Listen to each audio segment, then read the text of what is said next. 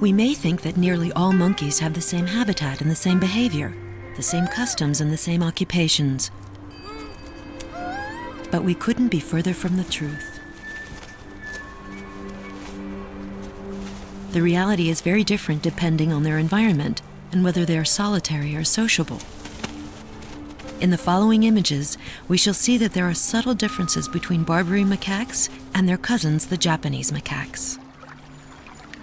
They live under frozen latitudes and are the most northern living of all monkeys. The island of Honshu in Japan has very harsh winters, which macaques courageously endure. But even though their thick coats make them impervious to cold, nature offers them an additional gift which is heaven sent: warm baths.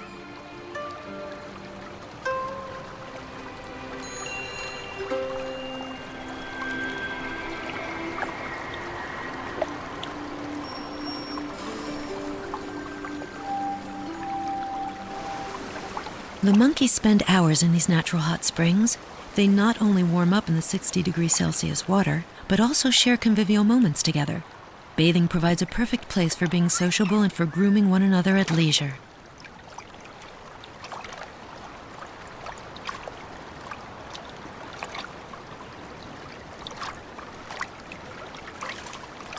Grooming follows a very strict code and is a convenient way to communicate. It strengthens bonds, reduces tension, and is totally reciprocated.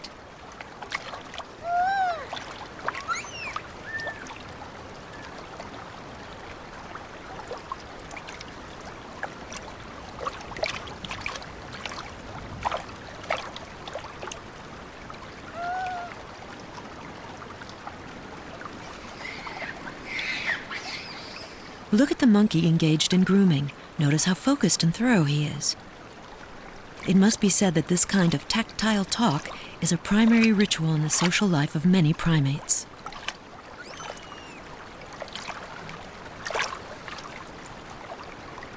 If the grooming is briskly conducted, it can be detrimental to their relaxation. But they remain tolerant, otherwise they will be on their own.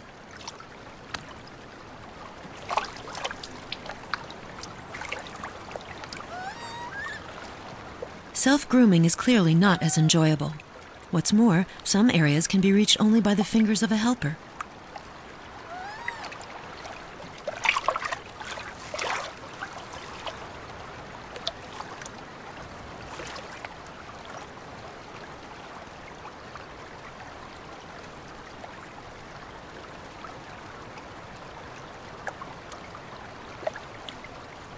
These Japanese macaques, also called snow monkeys, live in small communities of 30 to 50 members.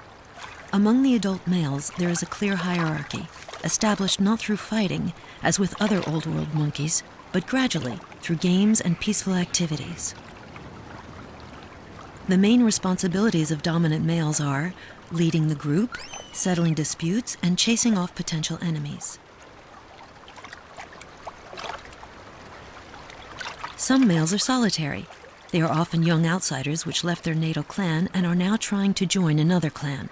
Discreetly, they observe, try to decipher the relationships which bond group members. One day, they become dominant males.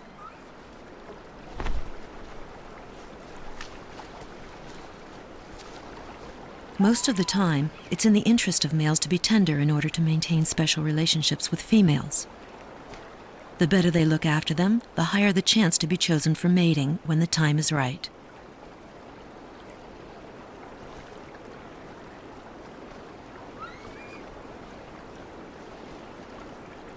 This obsession for grooming has a significant extra benefit for Japanese macaques. Proteins in lice and other parasites complement the very poor winter diet.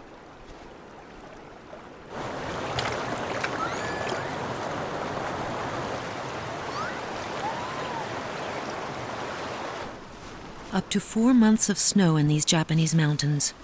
It's pointless searching for the usual food, such as leaves, fruit, berries, insects, and spiders. Macaques have to fall back on seeds, twigs, and frozen tree bark. When the troop wanders in search of food, it is led by a group of males who watch over all the females, adolescents, and youngsters. Gravitating around the troop are young adult males who wish to join the community.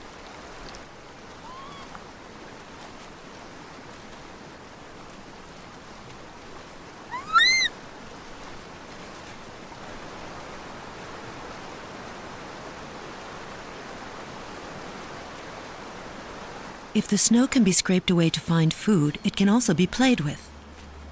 Macaques living in another part of Japan have learned, maybe by observing humans, to make snowballs that they throw or push along. The game has been transmitted from generation to generation in that community to the amazement of scientists.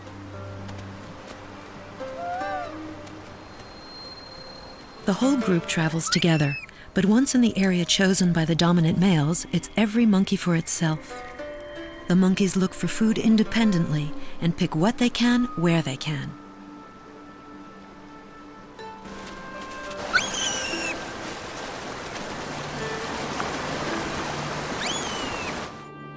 Macaques must wander in search of food and scrape the ground.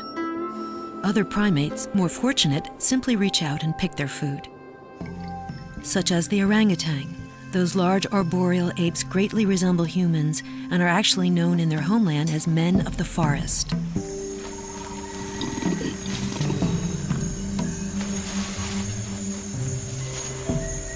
We are 30 or 40 meters off the ground in the jungle of Borneo.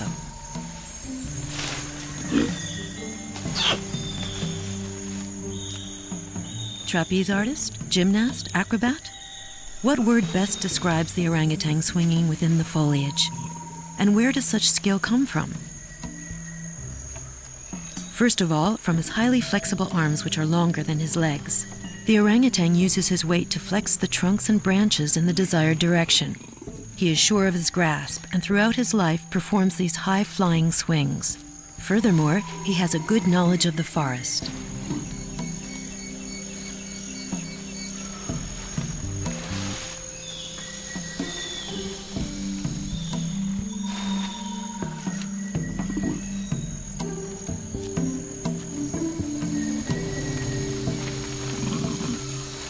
Despite his weight, up to 90 kilograms for males, this great ape from the Pungidae family is highly suited to life in the trees. His hands and feet are almost identical, with 4 elongated fingers and an opposable thumb, ideal for grasping. With the exception of females raising their young, orangutans live alone and rarely climb down from the forest canopy. That's where they find their staple vegetarian food.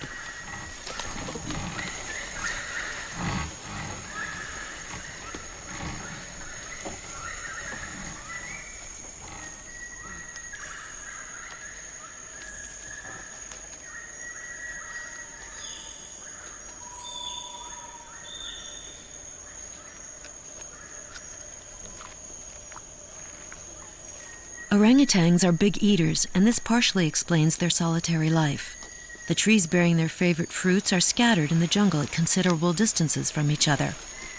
And a single tree can only feed one adult, not 2. So eating alone is the best way to live with such scattered resources.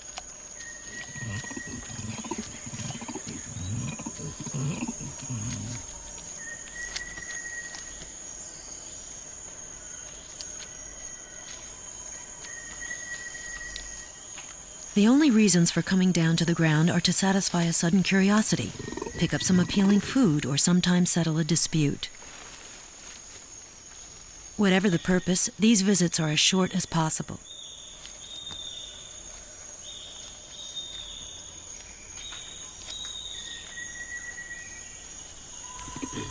They have a precise map of the forest in their exceptional memory.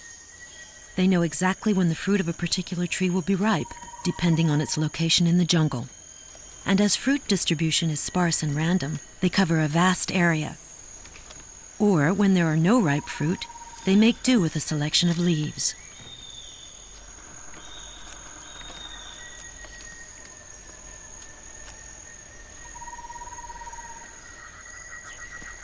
Leaves are rather tough to chew. This is one of the reasons why orangutans lick their fur to collect sweat or moisture. The vegetable pulp is then easier to swallow.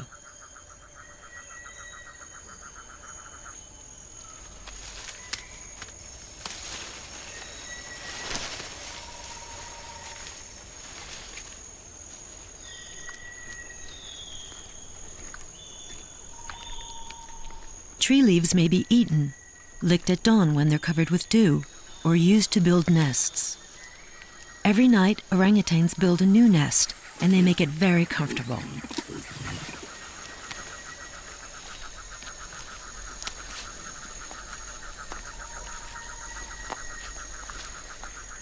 They spend their time always with the same lethargy, either chewing plants or traveling through the forest canopy in search of their favorite trees.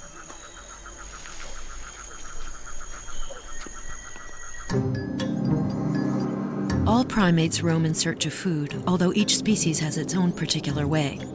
There is a world of difference between the nomadic baboons and the slow-moving orangutans. Far away, in the African savanna, olive baboons are often seen roaming the Masai Mara. They cover many kilometers each day. They always roam in groups since they live in fairly large communities. They also have the memory of seasonal resources available within their territory. As such, they know what this dry grassland can currently offer: seeds, roots, bark. Let the feasting begin.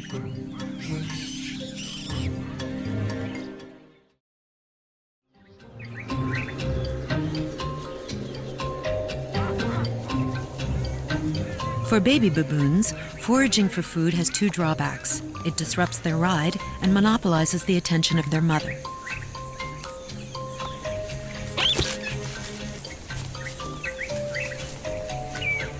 On the other hand, it's an important moment.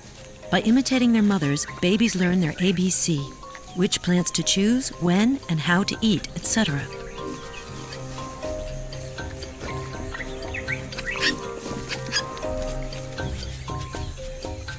Traveling this way is less tiring and more reassuring. For example, it's better to be above the ground when walking past one of the large males of the group. They are sometimes bad-tempered.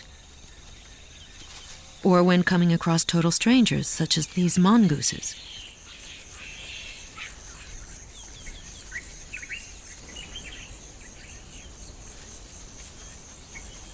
Olive baboons are known for being gregarious. They maintain genuine friendships that are reflected in their behavior. By far, the best initial approach is grooming.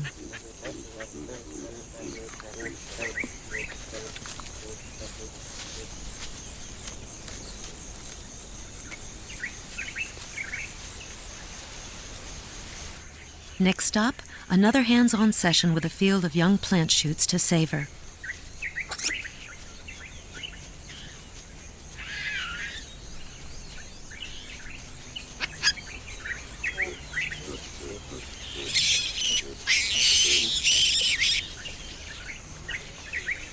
As if botany was not enough, an infant also has to learn about insects, lizards, and small mammals which contribute to the baboon's omnivorous diet. What a headache. Suckling was such child's play in comparison.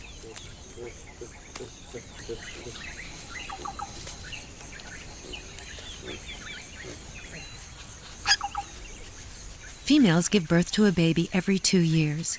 The baby is the center of their attention. All the adults look after it, protect it, and pamper it.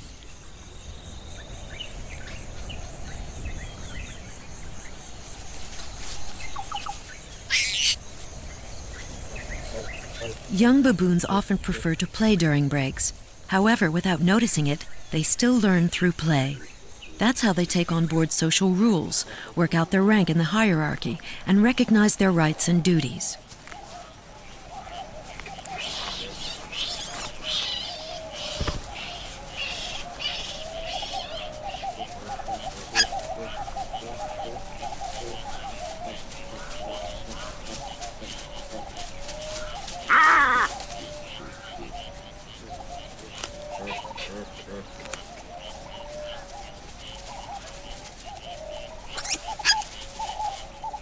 With its complex network of relationships, the baboon society requires a precise and sophisticated communication system, which novices find difficult to decipher.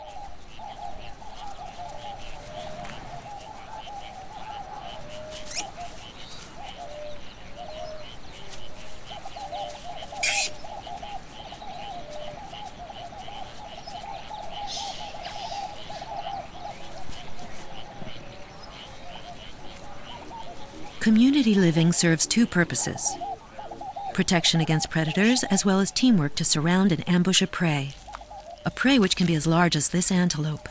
However, this catch is now selfishly guarded by one of the dominant males. There are several dominant males in a group for a good reason. Filiation among baboons is matrilineal, meaning that young females remain with their mothers into adulthood, whereas males leave once they reach adolescence. As a result, there are so many females in the group that one male could not oust all the rivals on his own and look after the young.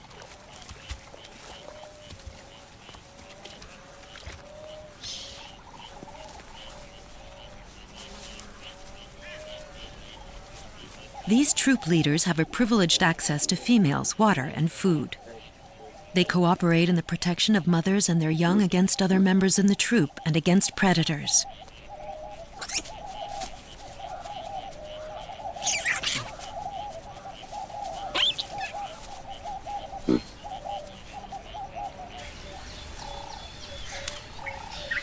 A member of the troop discovers a tree crammed with fruit, which triggers the baboon's gregarious reflex. They all come to enjoy this feast, keeping in mind their rank whenever possible. But the youngest baboons soon forget about feasting. They'd rather enjoy this new playground.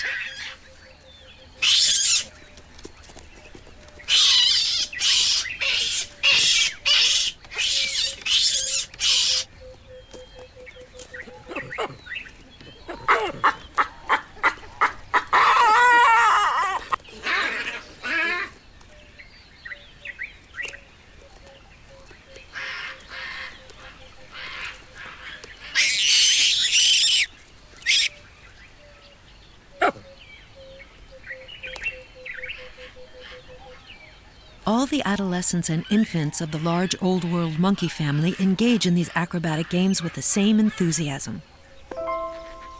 Let's have a look at another example. These monkeys from the forests of Morocco live in large numbers. They are known as Barbary macaques. Like baboons, they are organized in communities and enjoy an intense and harmonious social life, but with its share of daily conflicts.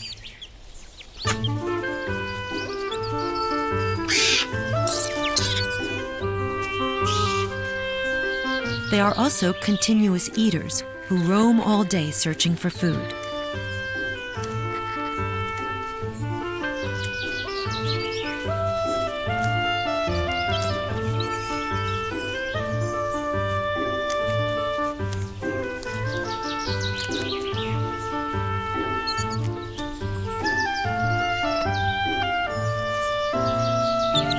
In macaques, even more than in baboons, an infant enjoys constant attention from its mother. It even acts as a magnet for all members of the group, whether young or old, male or female. This makes it a cute little tyrant.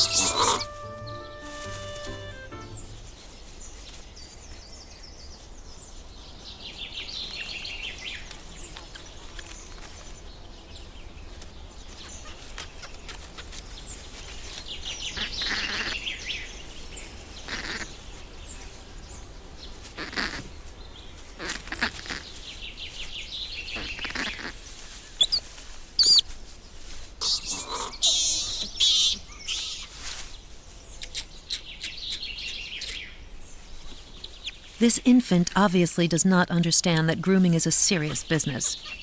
It has a hygienic function, but above all, it reinforces social cohesion. The infant macaque will find out when it's older.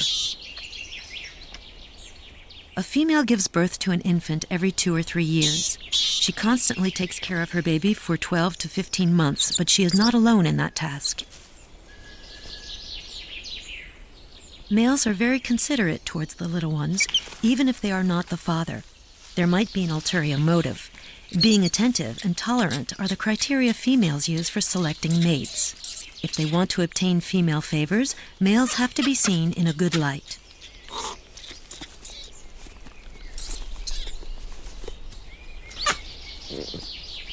Female macaques maintain friendly relations with other females, often their kin, also with the males who help care for their offspring. Friendship is constantly displayed in grooming and many signs of tenderness.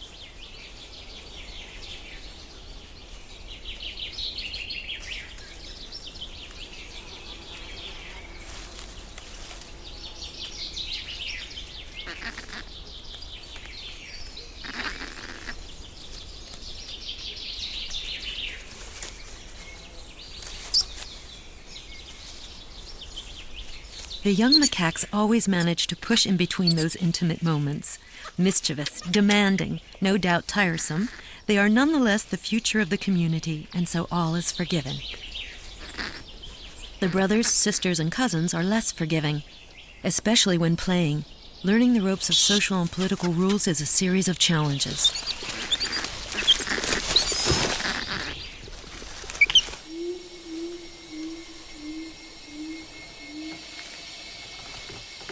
Spending days in the trees is the bulk of the training the orangutan receives to become adult.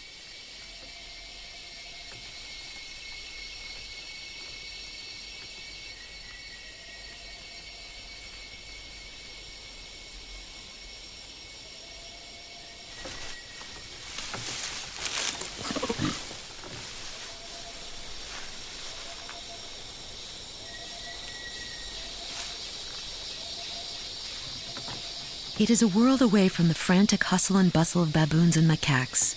Here, life is enjoyed in slow motion, in a world where there is neither a right way nor a wrong way.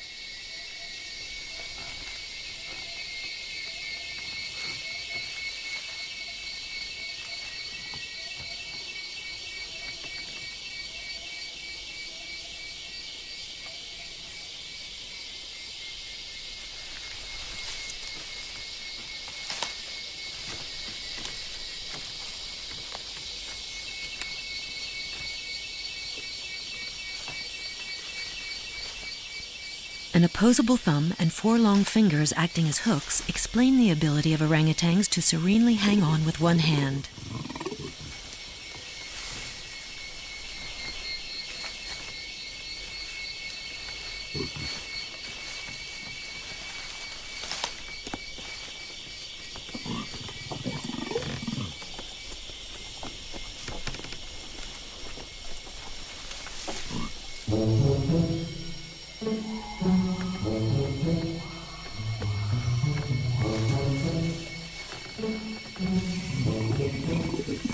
The ease of climbing, acquired on his own, is useful during encounters with other orangutans. In particular, we shall see, during courting. These adolescents have not reached this point yet, but we can see in some of their gestures a prelude to courting.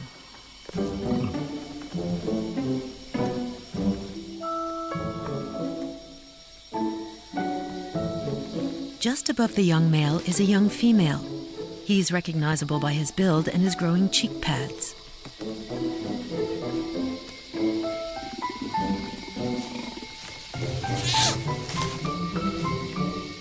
We don't know the rules governing their fun and games, but we can guess that, like all games, they bring their fair share of disagreements and squabbles.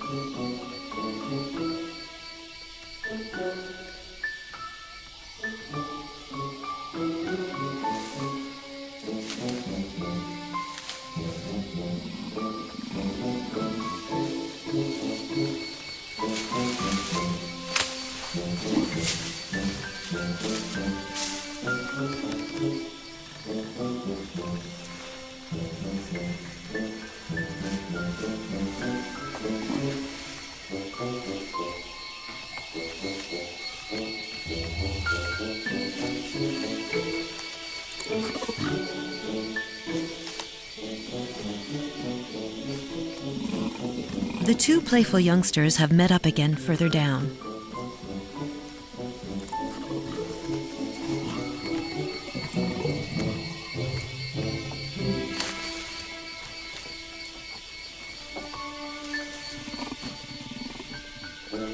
Relaxing break?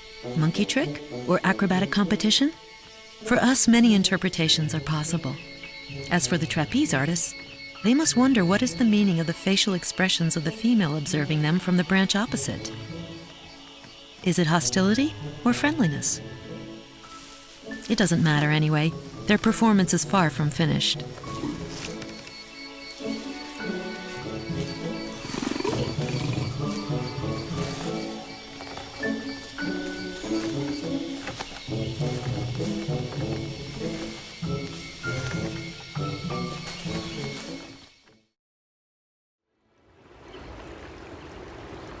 It is rare that these playtimes turn sour with peace-loving orangutans. However, games degenerate almost every time with the baboons in Kenya.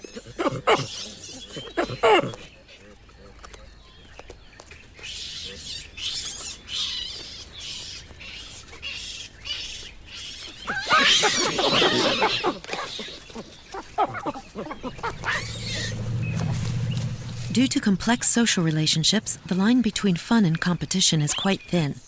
And often what started as a game of cat and mouse or a wrestling match ends up in getting out of hand. Normally, adults don't intervene in quarrels between juveniles. Disputes are necessary for youngsters to be accustomed to behavior that they will face as adults.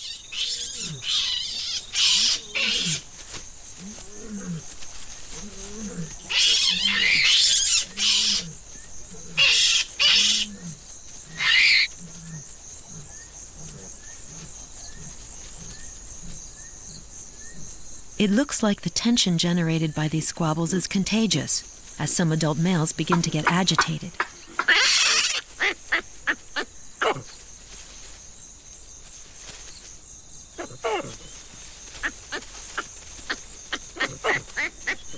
Males must play the field to reach the top. They must be cunning enough to forge alliances with other males, use manipulation, and if necessary, be aggressive to advance their careers. Yes, baboons play political games.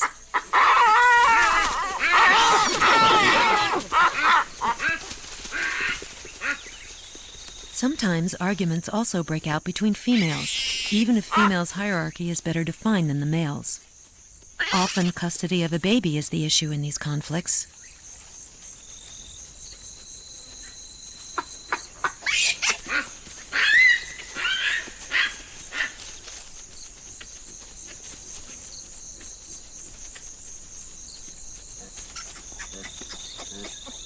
Once at the top of the social ladder, a dominant male possesses all of the advantages of his status. Plenty of food and lots of females. Also, other males and females at hand to groom and pamper him. In return, he protects the young in the troop. This complex network of arrangements, friendships, and power struggles demands a sophisticated communication system of calls, facial expressions, postures, and gestures, such as this one, known as presenting.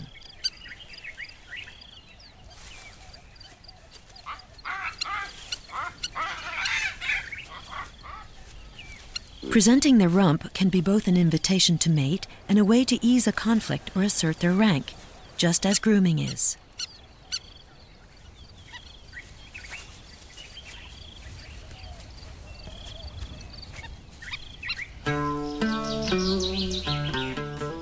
The indisputable grooming champions are the Barbary macaques. All combinations and styles are possible as long as one observes the rules of sharing and reciprocity.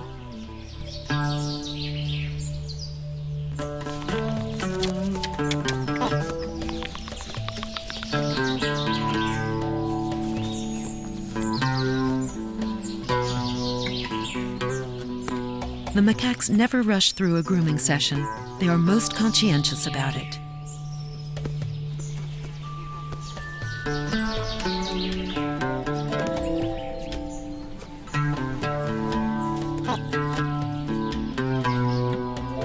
Each macaque obligingly presents any part of his anatomy for grooming, to remove dead skin, ticks, lice, and other blood-sucking parasites. And there isn't any square centimeter of skin left unchecked. Nitpicking quickly becomes an obsession. Feeling itchy?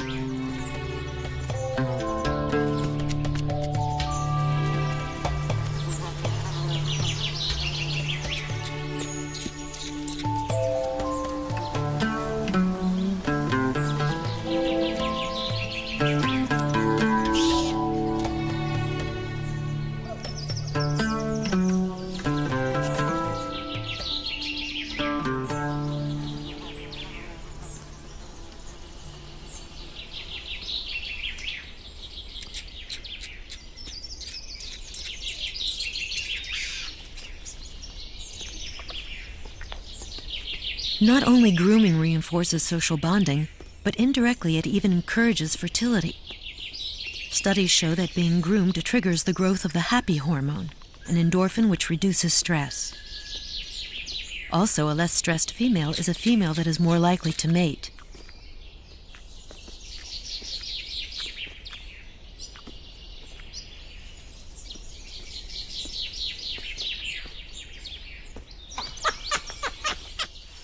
Macaque males, more than any other monkeys, deeply care for the babies in the troop.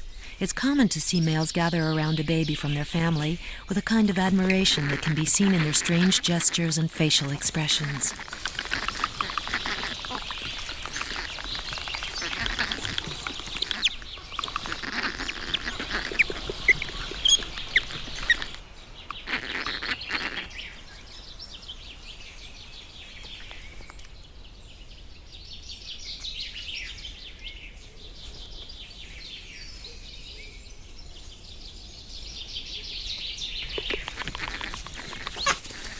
Another situation.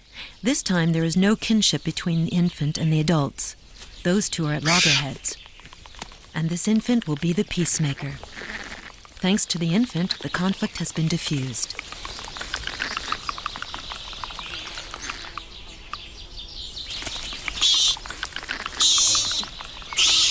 The infant has unwillingly become what is called a social tool. He has enabled reconciliation and built a bridge between both protagonists.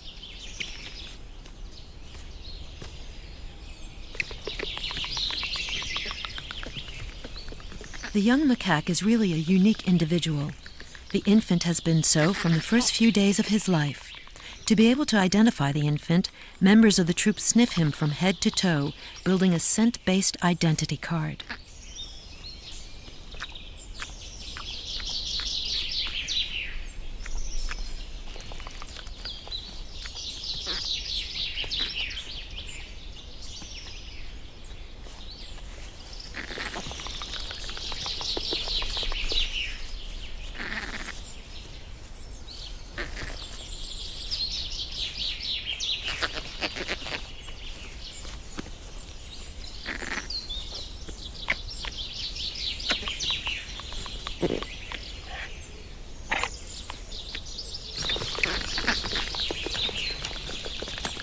What with the uncles and aunties responsible for watching over him, and the adults which use him for reconciliation, the infant never lacks in cuddles.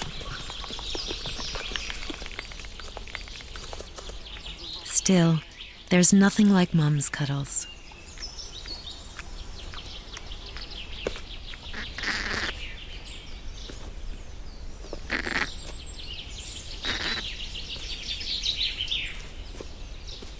Breastfeeding for 2 months is the rule.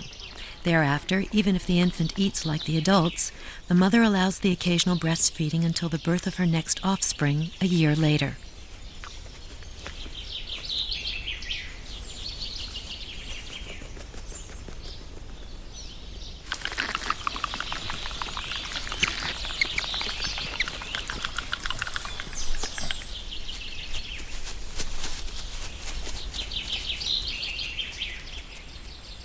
In macaques, and Old World monkeys in general, the mother-infant pair is never on its own. The whole group acts as parents and jealously watches over him like a precious treasure.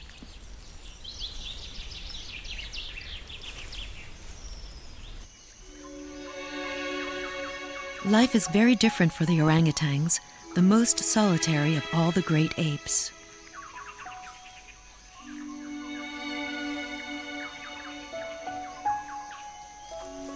There is no room for anybody else between a mother and her baby. This exclusive relationship can be explained. To assure the survival of the species, the orangutans preferred to focus on a few babies which will be properly nurtured and kept healthy, requiring constant attention.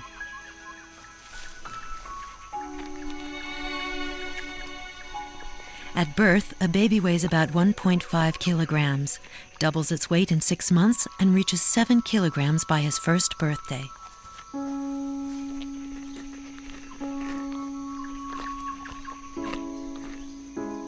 It will take 7 years for an infant to reach maturity, to become strong and independent.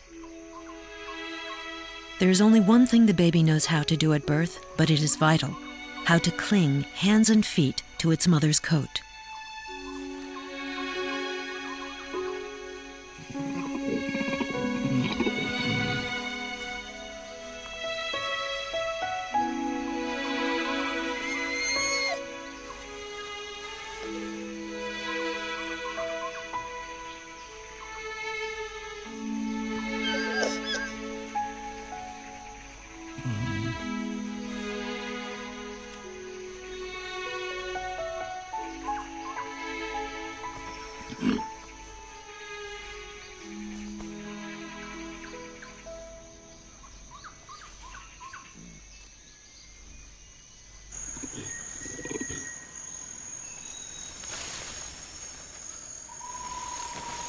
Baby orangutans first discover the laws of balance while riding on their mothers during the long journeys through the forest. As long as they cling to their mother's coat, everything will be all right.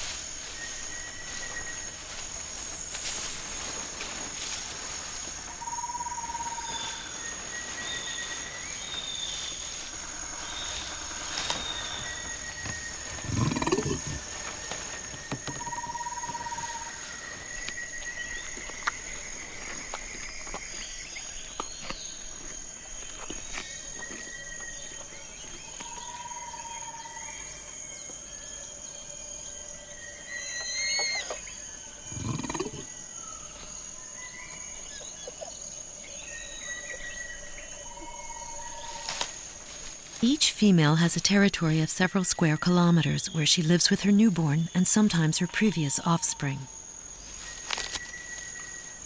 Meetings are rare and end after a few facial expressions of fear.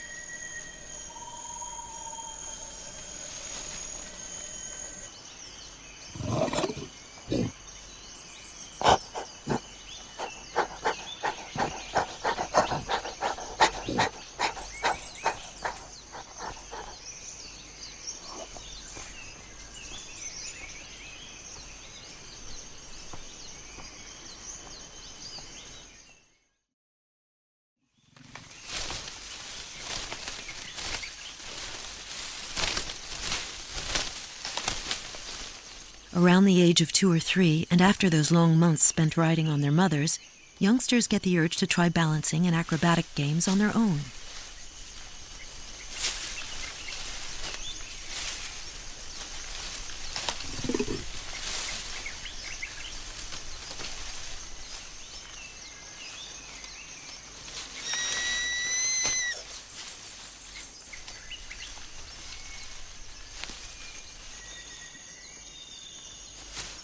However, it is forbidden to jump off mother when traveling on the ground.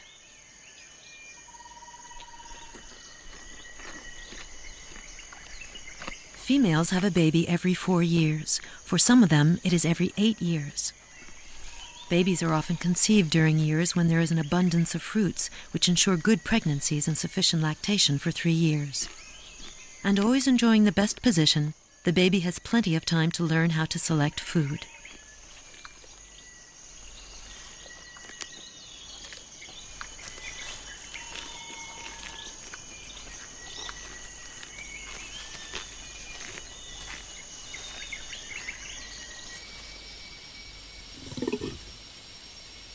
Much later on, it will also learn about love games. Orangutans get involved in these games with an intensity that has never been witnessed in any other animal.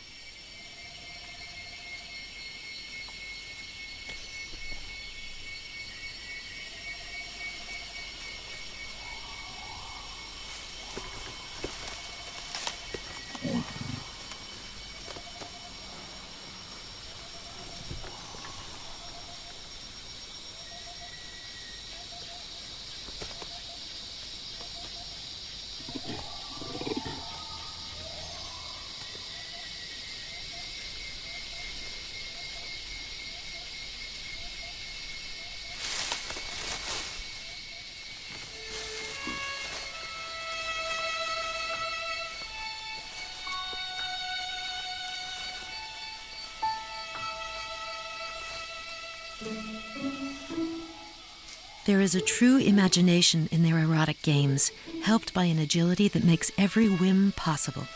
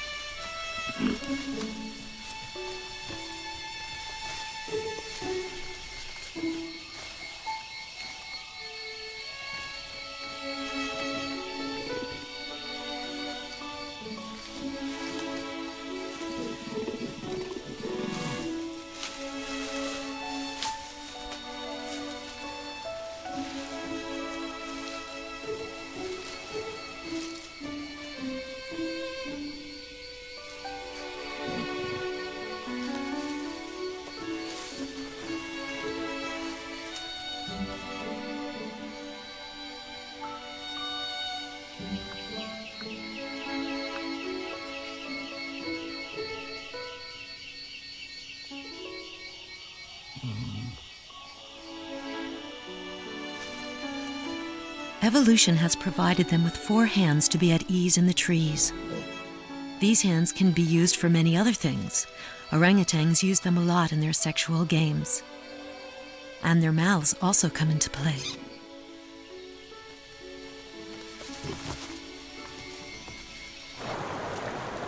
Japanese macaques keep their sensuality for bathing. For them, the act of mating is brief and frequent. It's essential to trigger ovulation.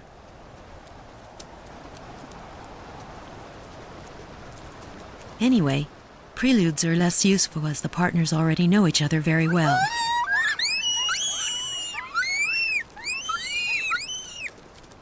When a female is on heat, which is noticeable by the redness of her rump, dominant males copulate with her in turn.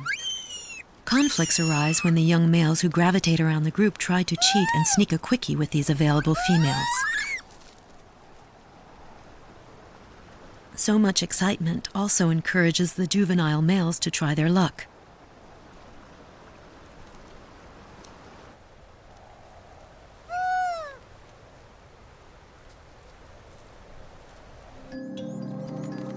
The more complex the social interactions, the more difficult life becomes. Let's go back to the Masai Mara to look at the mating habits of baboons. They follow all sorts of rules that cannot be ignored. If a male has an eye on a female, he must first be appreciated as a companion for a certain amount of time. It is not polite to jump on the first female without first establishing a good friendship. This may take a long time for newcomers.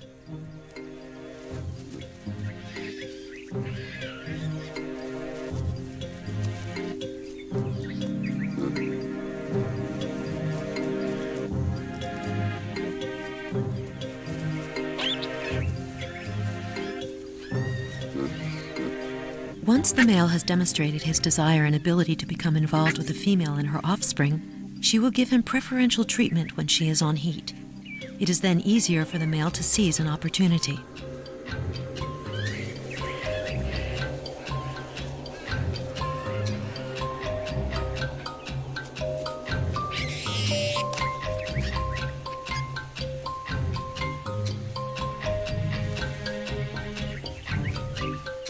A female can have several suitors and a male several female friends. And more female friends mean more opportunities.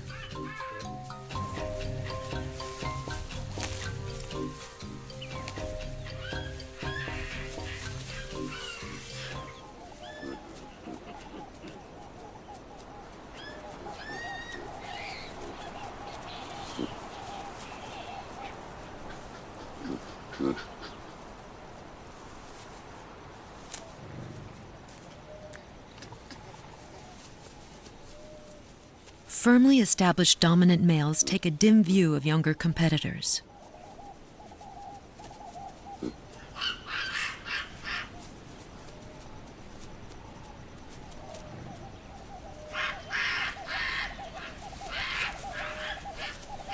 Unlike females that consistently reaffirm their rank through gestures and postures, males' relationships are less stable. When females are on heat, fights between male competitors increase.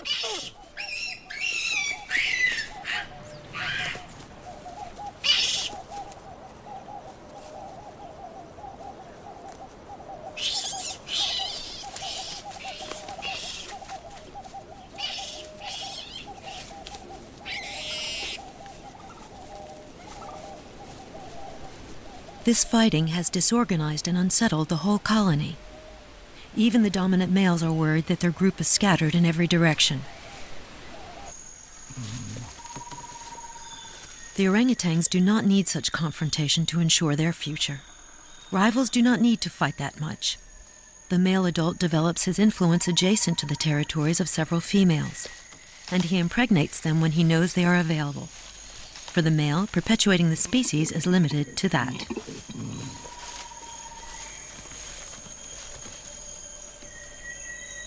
The onus is on the female to do everything else. It is her role to look after the baby during 6 years of patient teaching, how to build each night a new nest in the canopy, how to recognize some 300 available food sources, or how to find the right trees when their fruits are perfect to eat.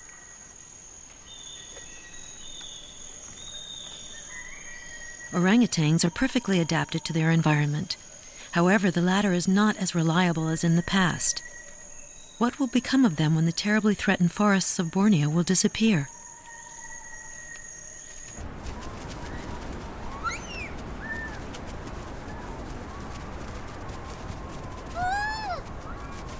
A year has passed since we started watching our group of Japanese monkeys, and it now has 6 more individuals. Winter is back on the island of Honshu. It is time to go and warm up in the hot springs.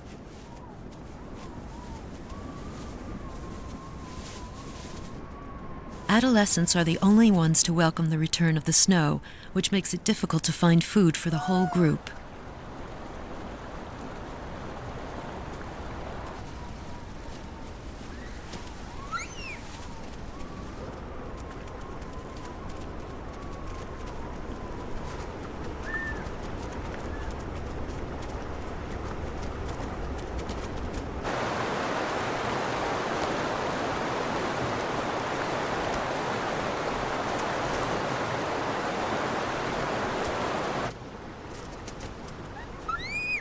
The infants are discovering a world quite different from that in which they were born. The white carpet seems so cold. Luckily, they don't have to put their feet on the ground.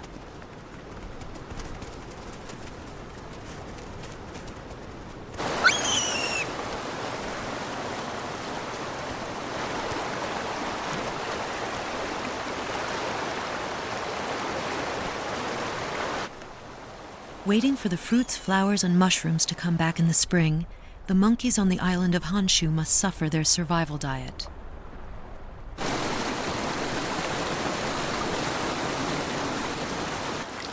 Fortunately, the river which crosses this troop's territory hosts some shellfish that macaques will collect downstream in calmer waters.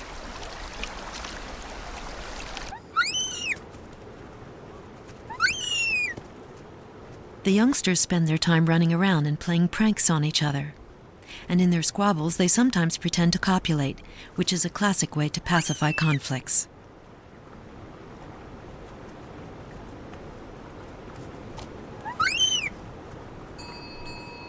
The contemplative expression of snow macaques and their long embraces sum up in just a few images our kinship with primates. 40 years ago, scientists in southern Japan stumbled upon a monkey washing his sweet potatoes in the ocean before eating them. The example was followed by other members of the troop and repeated over the years. The term animal culture was born, although it is still controversial because it implies a baffling notion. Mankind does not have a monopoly on culture.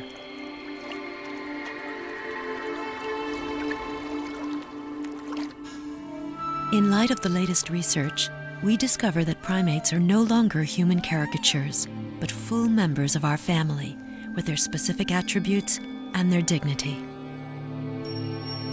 Incidentally, in Japan, people show a great deal of humility towards our close cousins. They are held in such high esteem that they are respectfully called Osaru-san, meaning Mr. Monkey.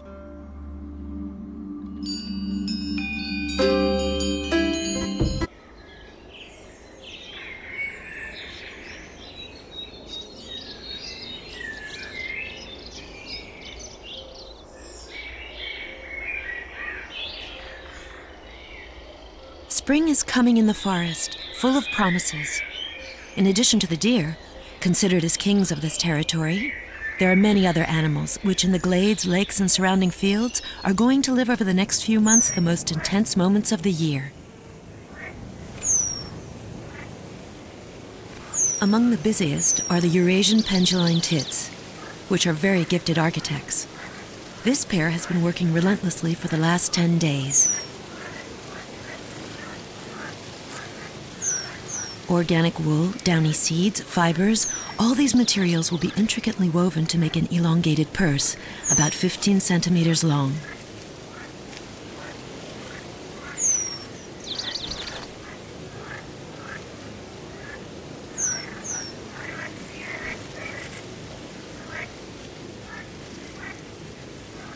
Once the external walls are quite solid, the female decorates the inside. She wants to make a cozy nest for her eggs.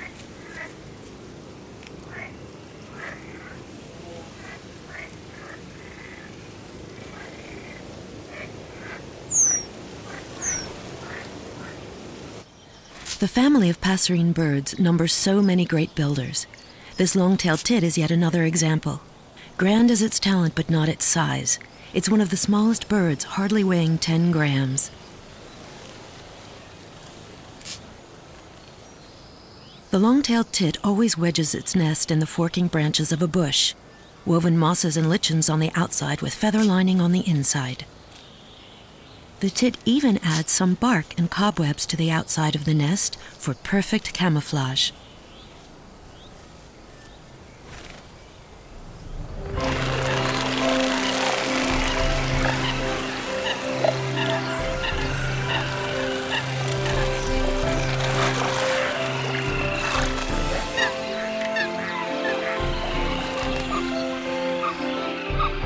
The forest is also home to small lakes, which in the springtime are used as dance floors or circus rings. Before they build their nest, water-dwelling birds make great declarations of love or war.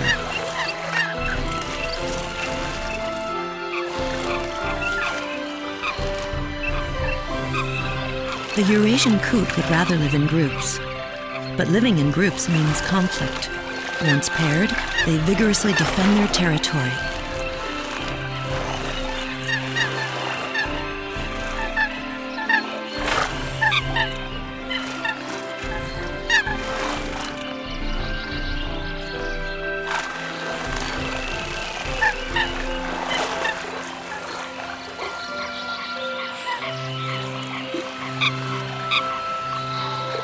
These two lovers seem eager to get back to their chosen nest, which first of all is used as a bridal suite.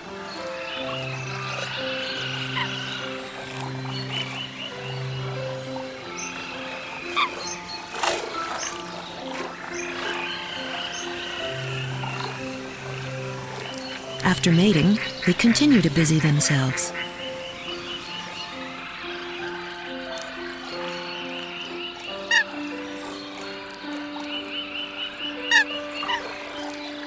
Coots don't need to leave the lake to collect suitable materials.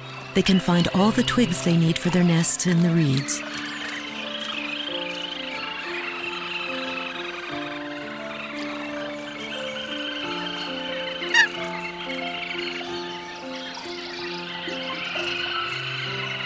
As for food, coots dive to the bottom of the lake to get their favorite plants.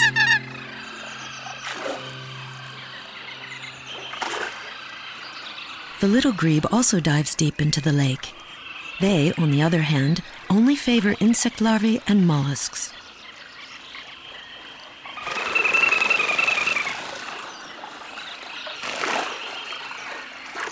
During the mating season, territorial conflicts make grebes somewhat aggressive.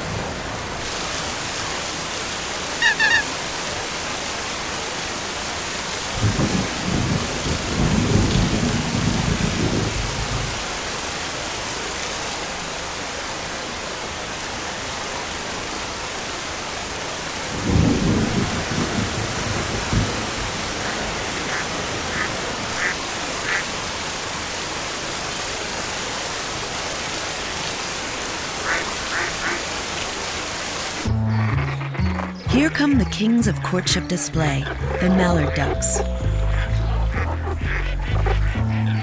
All year round, the females wear their dull speckled dress, whereas at this time of the year, the drakes adorn their silky green hoods for seduction.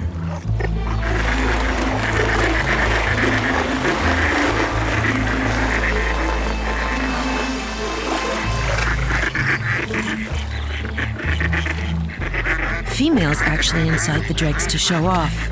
That way they can size them up, compare their courtship displays, and select the winner, the one supposed to be the best genitor.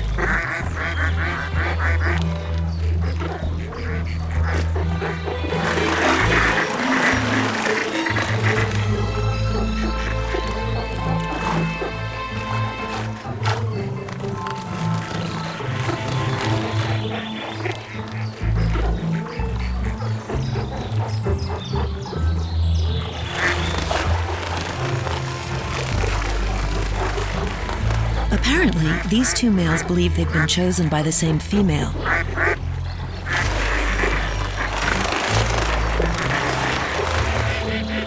But in fact, she wants neither of them for now.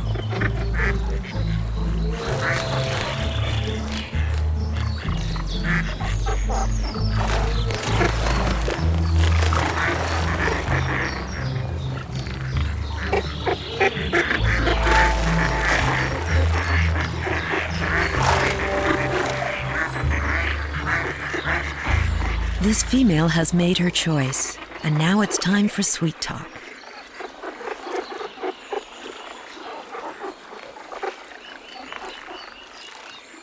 These head jerks are the sign of imminent mating. The female is about to fall for him.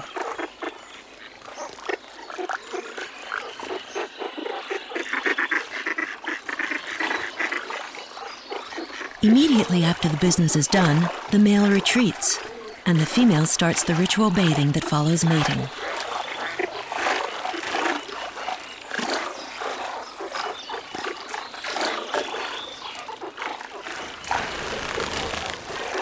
Now he's off looking for other conquests, while his ex is going to build the nest.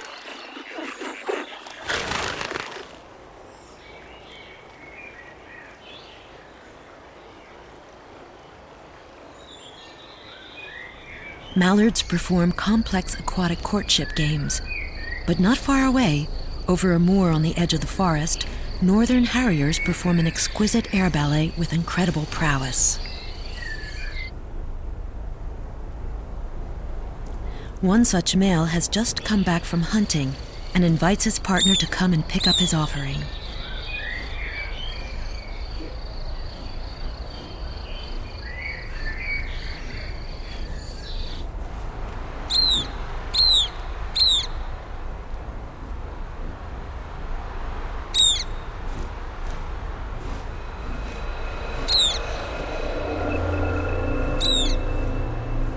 The female will keep this mouse in reserve. She will need proteins to last during the egg-laying and incubation period.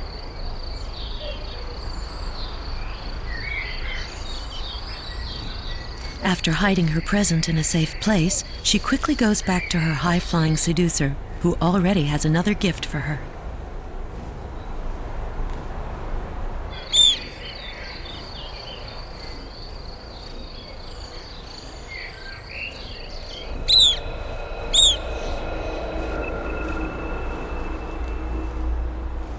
That's it. This pair of buzzards have sealed their union with the most elegant of rituals. In the spring, all the male creatures in this forest are busy with their courtship displays, all except the deer. Under the tall trees, they're laboriously preparing the outfit they will need for the rut.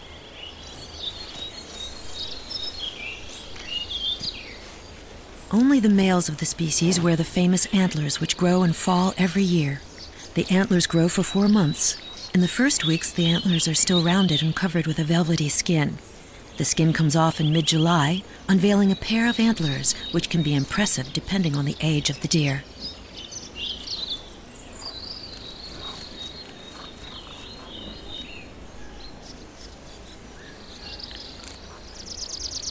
Younger males lose their antlers between March and April. Older males have already lost them in February. So in the spring, one may see a herd of males who are all at different stages.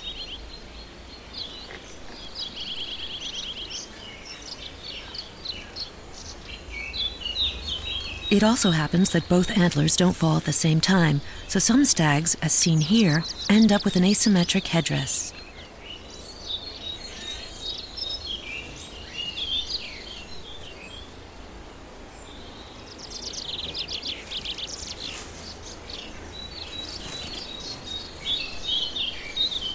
When there are no more antlers for a head-to-head fight, a new way of fighting is used.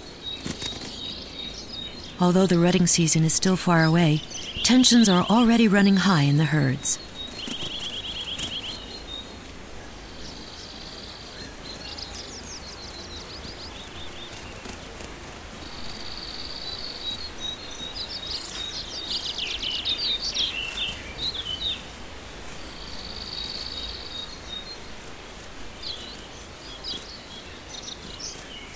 By the time July comes, this group of excitable males will produce some of the most handsome heads, the irresistible seducers. And the rut shall start.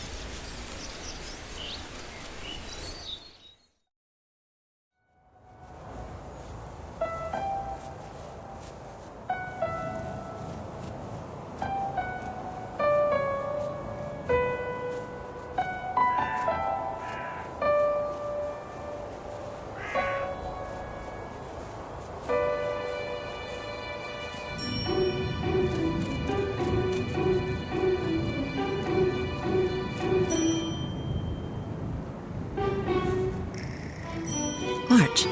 Close to the forest, the March jacks are going mad chasing Jills. In other words, the male hares are pursuing females on heat. It's a game, a test. A collective test. Hares are usually solitary animals, except during the mating season when they gather in the crop fields to dash and fool around.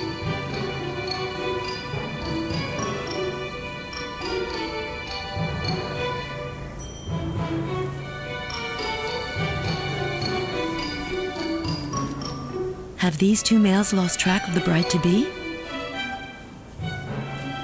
Everybody knows that if you run after two hares, you will catch neither.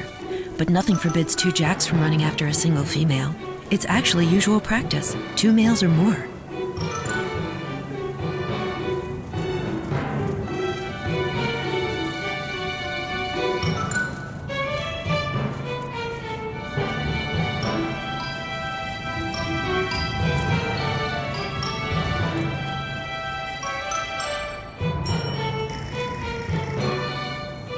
It's now time to decide on the winner. A little boxing is required.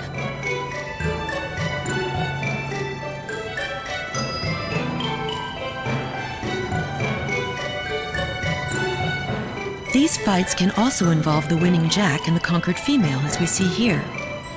It's her last act of opposition.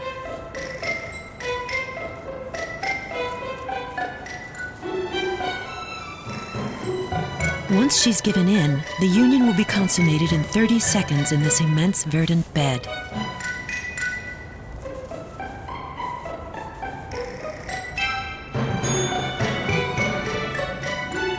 The game may resume with other contenders.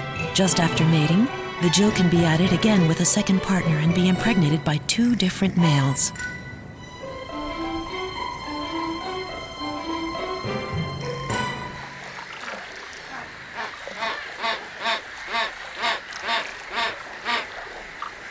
Forest areas are nearly always home to several lakes.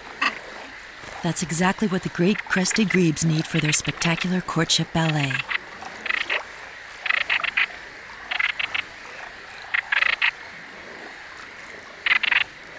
This is just the start of an elaborate choreography played out in several stages, requiring a lot of energy.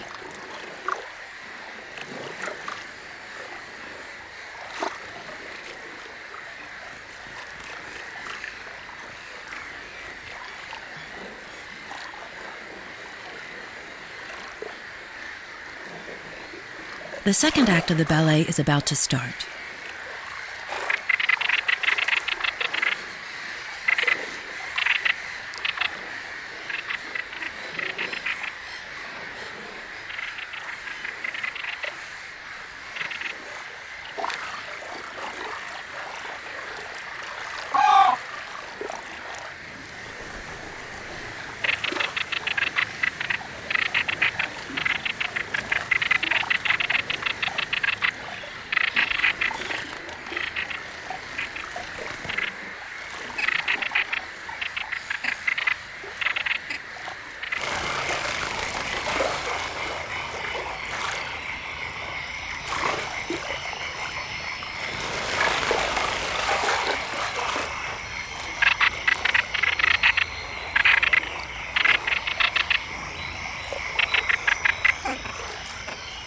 The next phase takes place behind the stage curtain. It's no longer time for acting, but for building.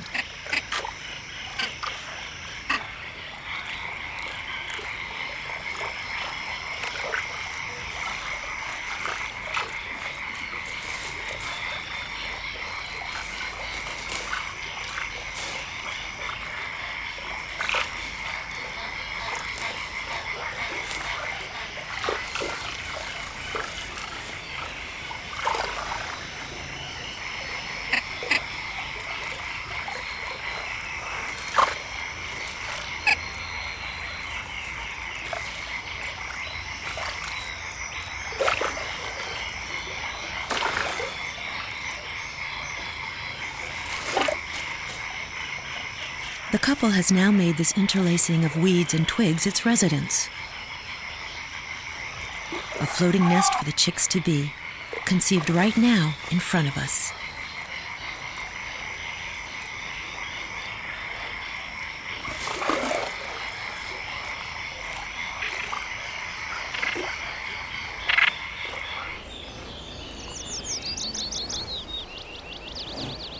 On the lakes, as in the plains and in the heart of the forest, spring revives passions and brings everything to life. This female deer or hind is about to experience the most important moment of the season. She has isolated herself from the herd to give birth to her fawn.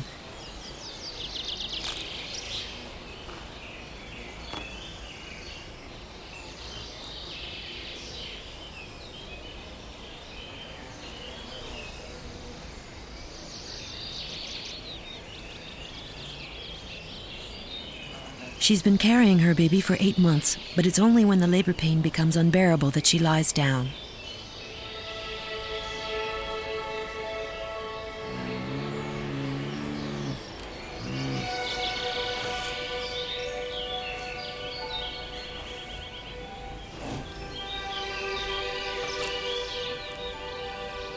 Lying down, standing up, the hind can't keep still. It won't be long before she delivers. The birth takes place behind closed curtains, sheltered from view.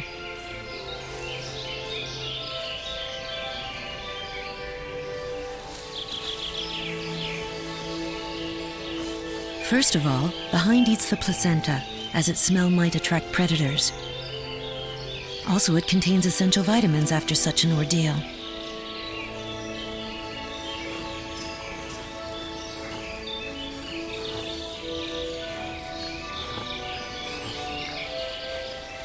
In the next few minutes, she bonds with her baby fawn, cleaning it, learning its scent, encouraging it to stand up and suckle.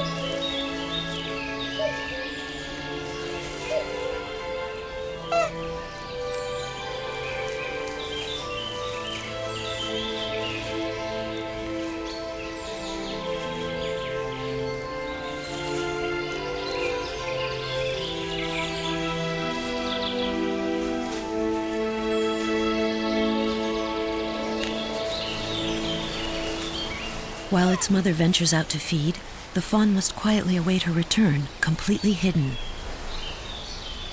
Its spotted coat provides perfect camouflage against the undergrowth.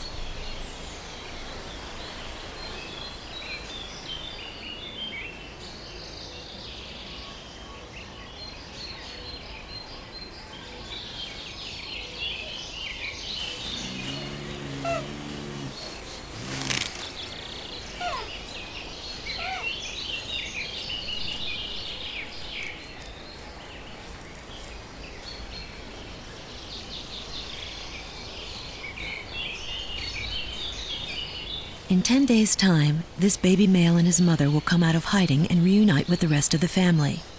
That is, last year's fawn, which had been driven away by the hind before the birth.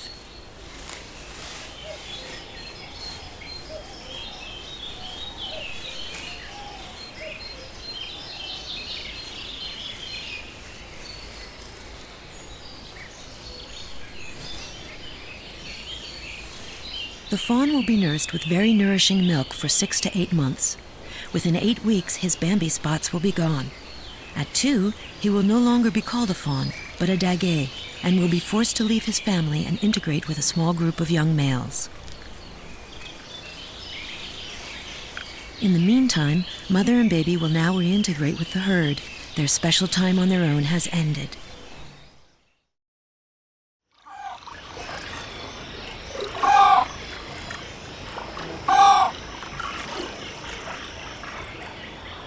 End of May. It's been 6 weeks since the crested grebes had their elaborate display on the lake. They spent 28 days incubating the eggs in turn, and their patience has been rewarded with 3 chicks, which are hiding at the moment. Is it the male on the nest or is it the female? Hard to say. Both look so much alike. It doesn't matter anyway. Both male and female also take turns in feeding. Before the first fish are given to the baby grebes, the adult prepares their throats for swallowing. The parent plucks one of its down feathers and gives it to the chick to swallow.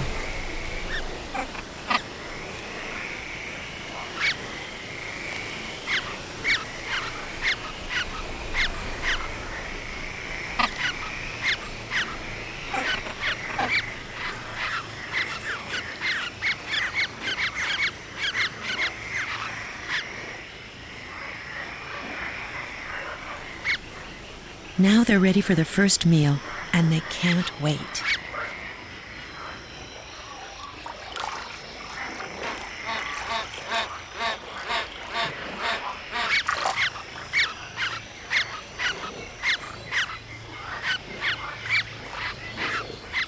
This fish is too large for such small novice bills.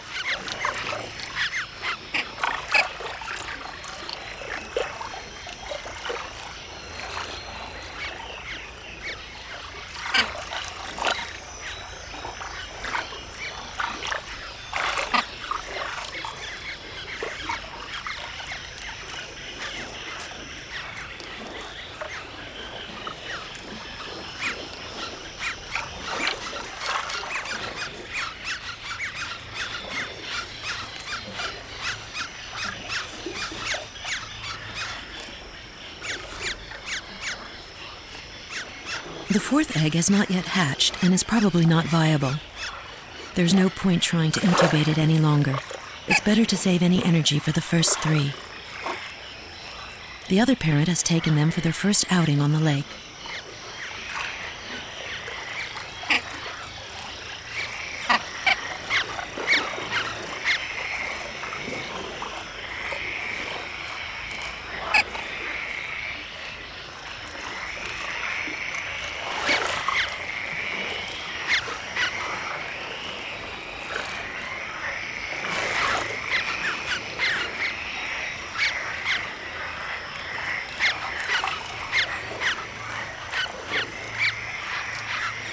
This first test swim toughens up the chicks. The parents are in no hurry to end it.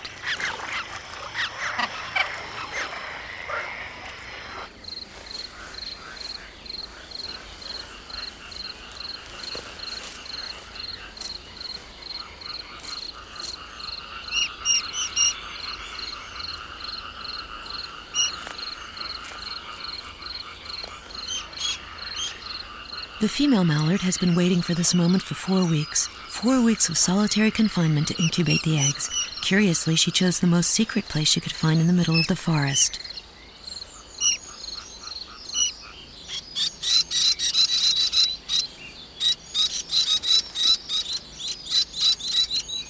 The brood is a success. 12 ducklings full of life. Once they are dry, she'll lead them to the nearest river.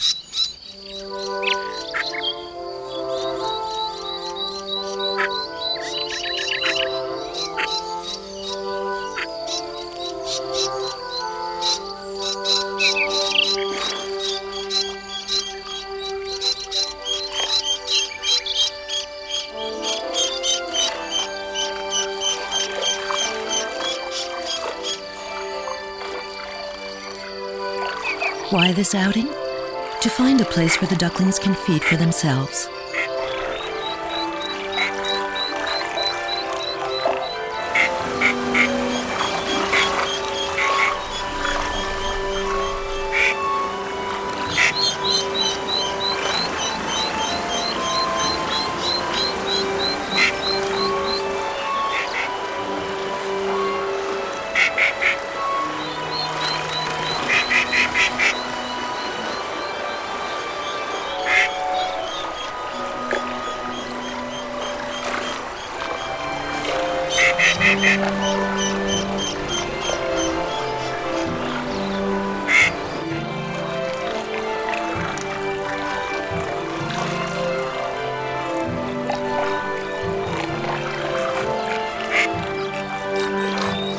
At last, they've found calmer waters where they can eat to their heart's content.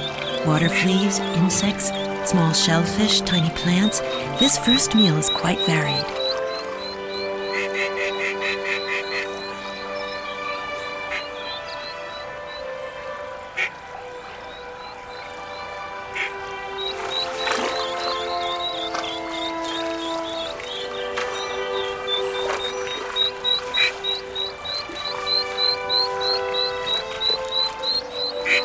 While the ducklings are busy eating, the female takes the opportunity to clean herself and shake off parasites.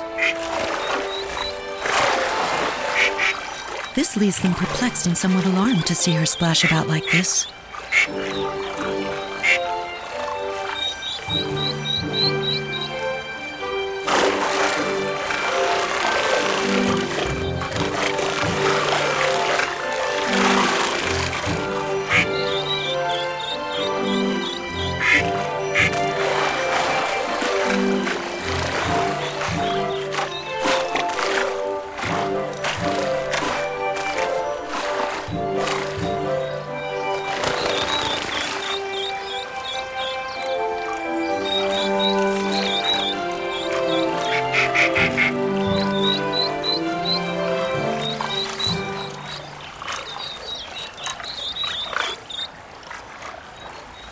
In 9 to 10 weeks, the ducklings will have the same plumage as their mother and will be completely independent.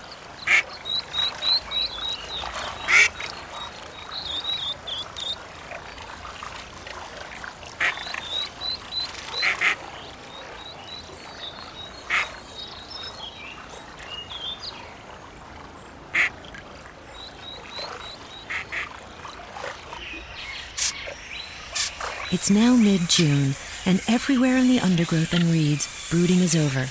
The eggs are hatched, and the chicks are chirping for food, and the parents are toiling to bring food to them. Insects are on the menu for the small Eurasian reed warbler.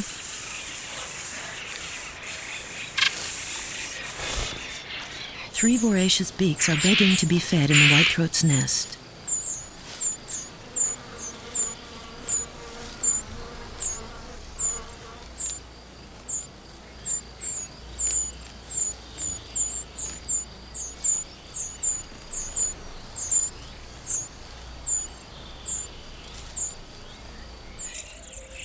Despite their current look, the little goldfinches will be as elegant as their parents when they've been thoroughly fed with seeds and insects.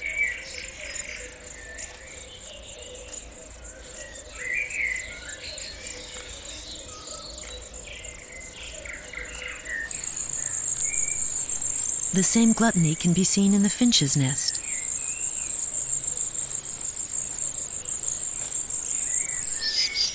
And in the red-backed shrike nest.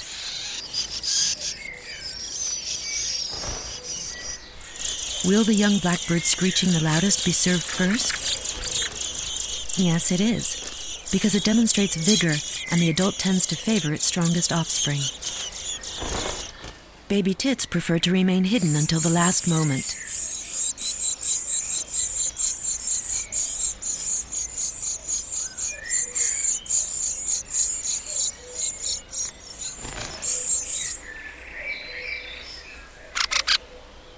The great spotted woodpecker does not have to fly far to find insects. It just probes the tree trunks with the tip of its sticky tongue.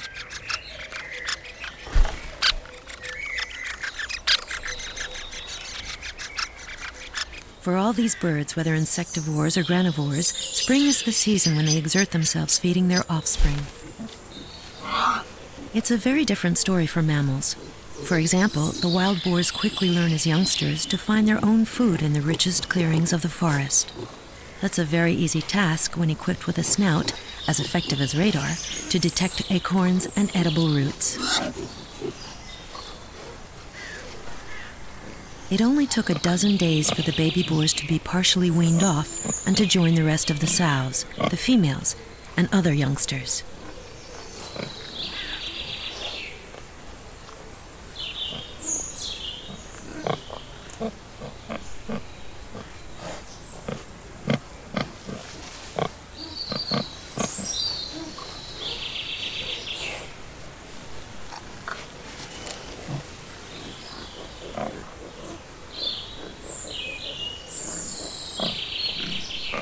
Around May or June, the boar's coat begins to molt for a lighter summer fleece. Piglets gain this uniformly dark gray-colored coat around the age of 1, after molting their intermediary red coat. For the moment, the piglets, a little over a month old, keep their effective camouflage.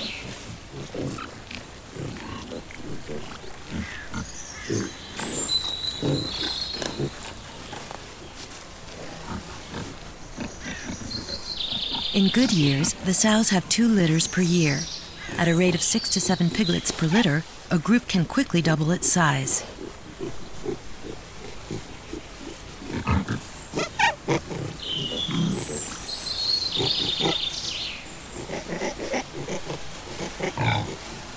There is a golden rule that piglets must learn quickly. When their mother signals danger, they should squat or follow without delay.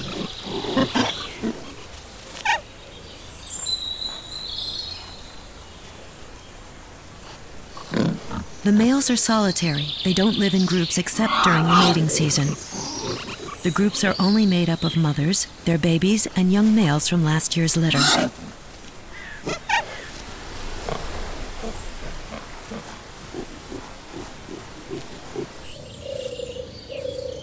The deer is not really a threat for wild boars, but he does inspire respect, particularly in midsummer when he wears his impressive headdress.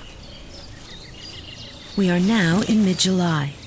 The males we saw without antlers in the spring have grown their full-size antlers again.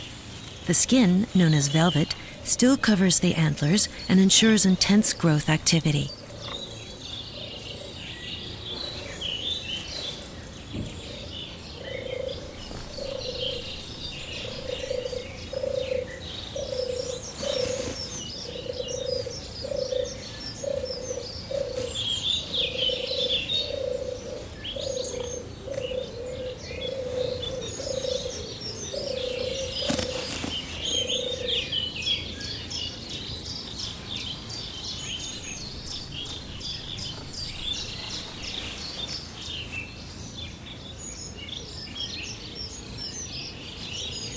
Now that every member of the herd has partially regained their panache, their hierarchies are established.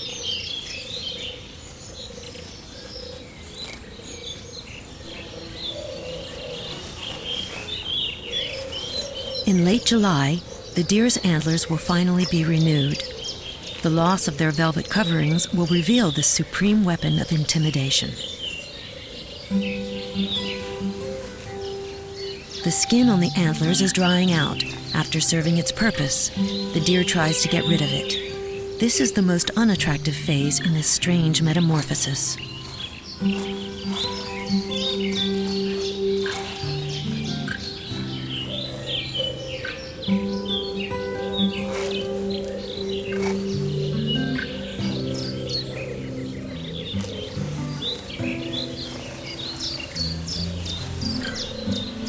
The molting season is over for this deer, and he looks magnificent again.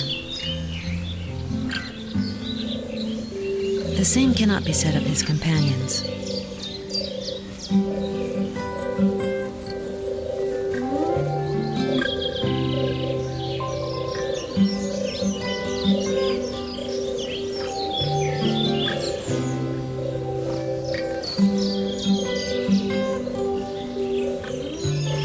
Now Now that his crown is in place, preparation for the rut continues in his body. His hormones are at work and will reach their peak with the rut fever in a few weeks' time.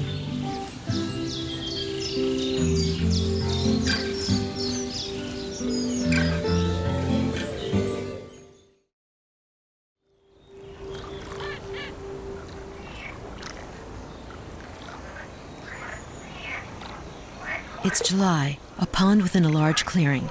They were the first to arrive in this symphony of green. They are barely distinguishable from the background. However, for the last 2 or 3 days, their chorus has been heard everywhere. These tireless singers are European green frogs, also known as edible frogs.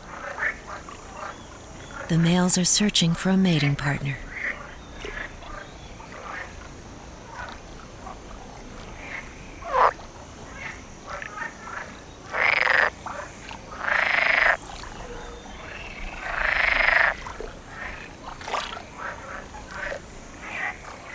The females begin to approach.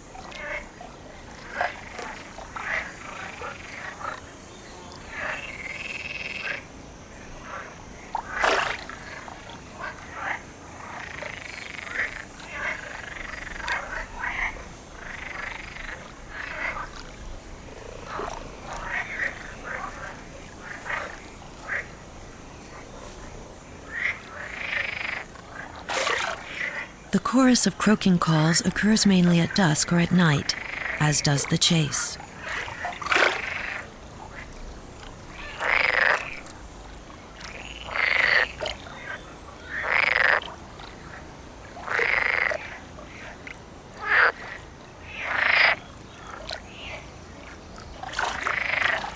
These strange membranes, which look like inflated bubblegum, are vocal sacs. The males can inflate and deflate them by pushing air in and out of their abdomens. This produces the calls. Eventually, females respond to the call.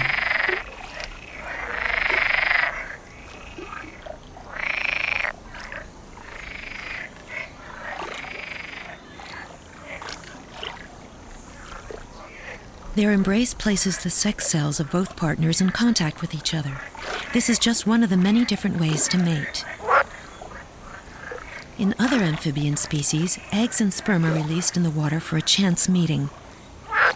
Normally, females release 800 to 900 eggs. It's the minimum number to ensure the survival of the species when no mating takes place.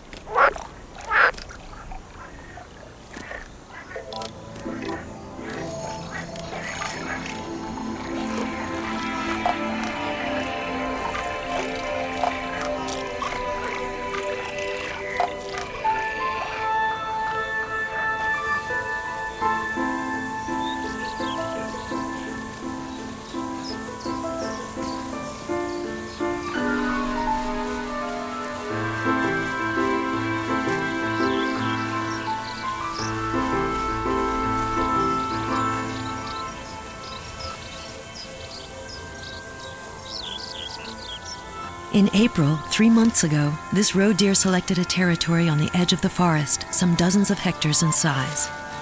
Today, he carefully marks it by leaving his scent on anything and everything as a warning, "This is my territory." A female wanders into his territory, obviously interested by the scent left on the corn stalks.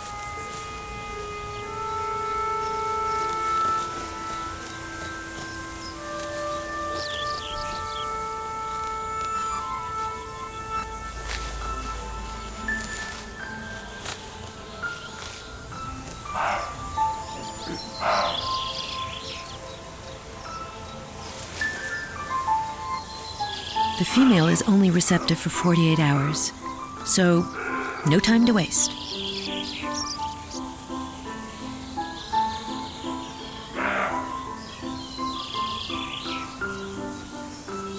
Roe deer have a strange habit. During the courting ritual, they walk in a shape of a figure of 8, which is called a roe ring. The male deer is polygamous, but discreet about it. He only chases one female at a time and leaves her when she is no longer on heat. He will then wait for another female to cross his territory and will start courting again, as graceful as ever.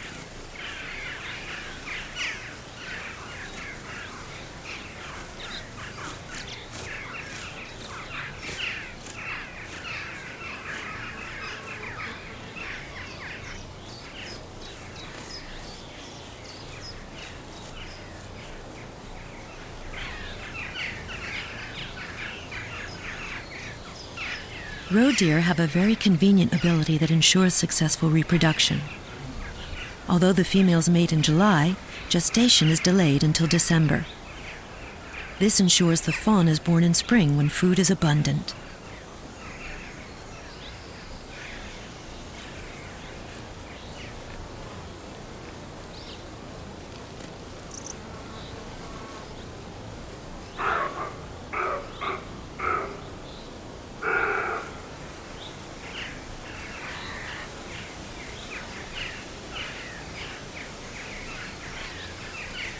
These chases in the fields are among the rare moments when males and females are together.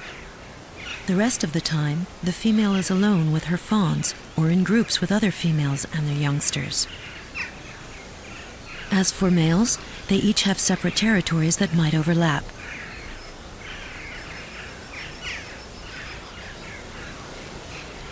If two males happen to compete for the same area during the rutting season, chasing, intimidation, and sparring is sufficient to resolve the issue. This is no big drama with the roe compared with other types of deer. Between these two passing lovers, the mating ritual reaches its climax.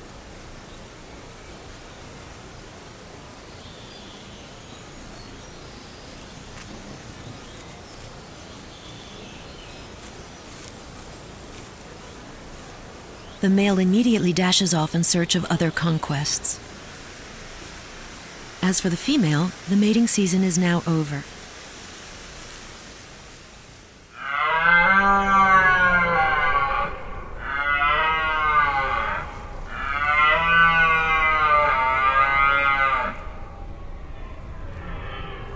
September. The great moment is finally here for the deer.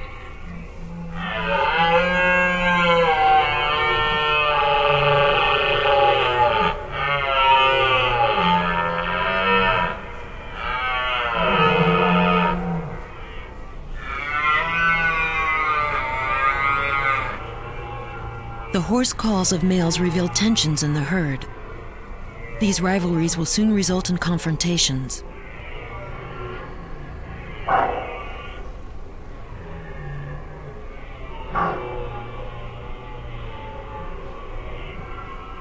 This large 14-point stag has already been ruling this herd in the rutting area for 2 years, and he intends to maintain his reign. However, 2 other males aspire to his throne, and he will have to chase them off.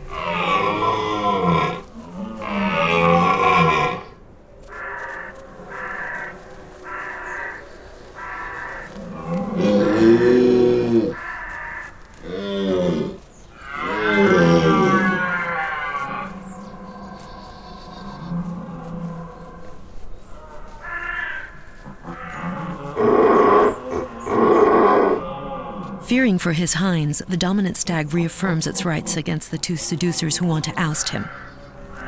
And between his 2 defiant cries, he inspects his herd, just in case one of his ladies might be on heat.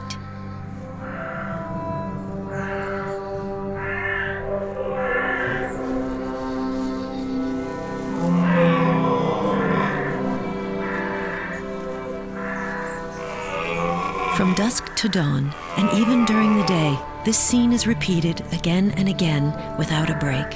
The master of ceremonies has gone to inspect the backstage.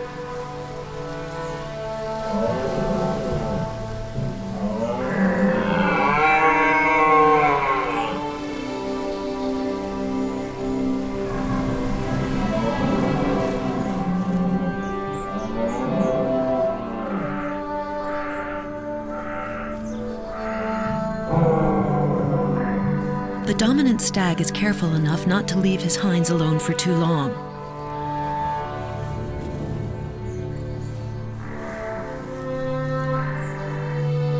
Whether they have a fawn or not, they are only receptive for 2 days.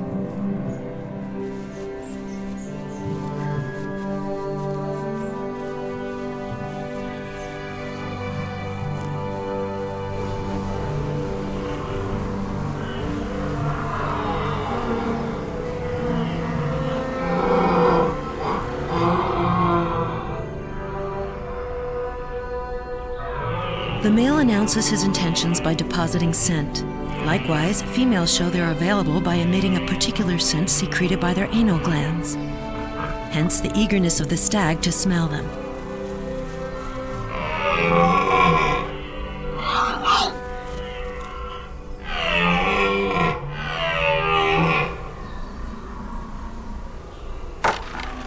The two rivals which wanted to challenge the dominant stag end up fighting each other. The stress was probably too much.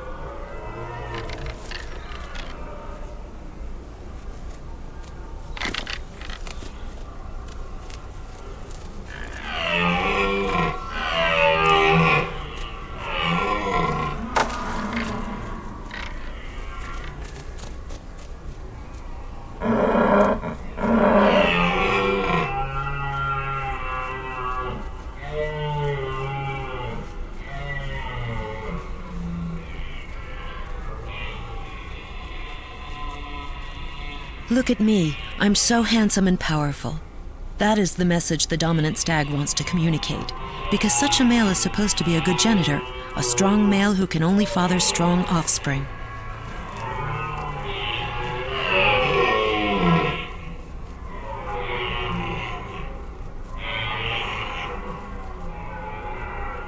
A young male takes advantage of his inattention to try and approach an irresistible hind.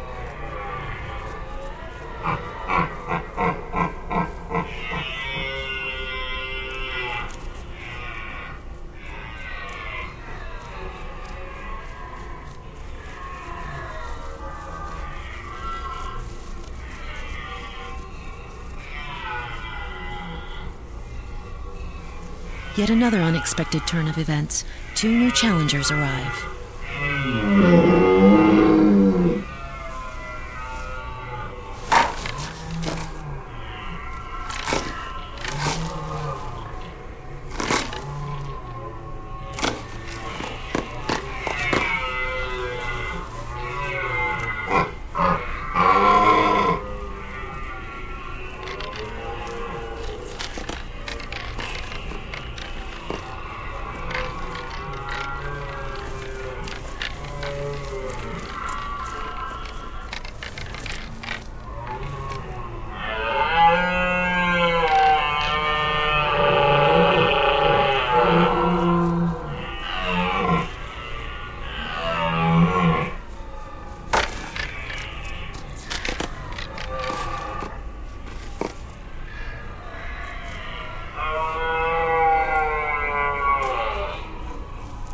Once again, the leader has defended his position. He then marks his territory to reaffirm his indisputable right to breed with all the females under his control. This is the purpose of his sparring.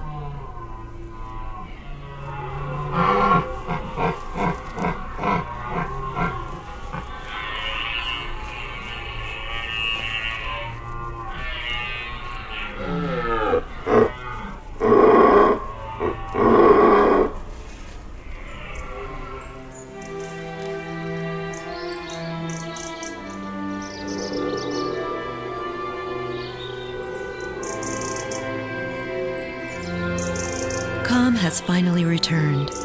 The dominant male is able to serve his females in peace. The dominant stags and contenders come to the end of this challenging season. Exhausted by the rutting, they have lost a quarter of their weight. Some have won the right to breed, but many have made great efforts for nothing. After months of turmoil, after the last cries, all the wildlife in the woods and surrounding areas rediscover the tranquility and reserve which winter will bring. For now, it's autumn, which slowly claims its rights over the forest.